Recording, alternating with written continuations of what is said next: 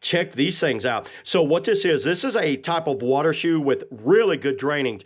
This has drainage built into the actual outsole. They put 4 along the toe area and 3 down along the heel, which is a total of 7 in the actual outsole. That was a really good idea that they done with that. And looking over the insole right here, they have this perforated top insole that's very lightweight, that has this quick drying type material in there. They have a good stitch running down. I think that's called a strubble stitch that runs down there. How cool is that? You can actually see my fingers. I don't know if you can see how many fingers am I holding up? Well, I'm holding up 2. So that you can actually see right through these. That is a really cool idea. This upper area is a very nice breathable mesh upper like outer sole right here. And it's got a wide toe box so you don't get cramps. So if you got a wide area up there, it gives you a little bit of movement around. This would be great for like the beach, rivers, or fishing. That's basically what I got them for, is kayak fishing, because I get in and out of the kayak so much. And I wanted something that's like just a little more kind of quick drying.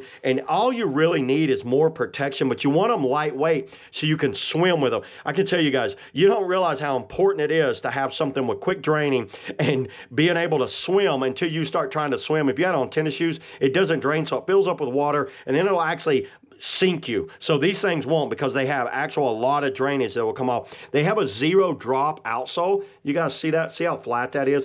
Maybe even doing some weightlifting. Sometimes when you're weightlifting, you want to have a good firm plant down on the floor while you're weightlifting, and not so much of like an arch in there. And something else I like about them, you can roll them up the size of that, basically the size of like your cell phone. Look at one-handed, I could hold, that's technically a shoe. So they're great as a kind of a backup shoe in maybe a bag. If you slide them up under the seat of your car or something, you always have a backup shoe with you.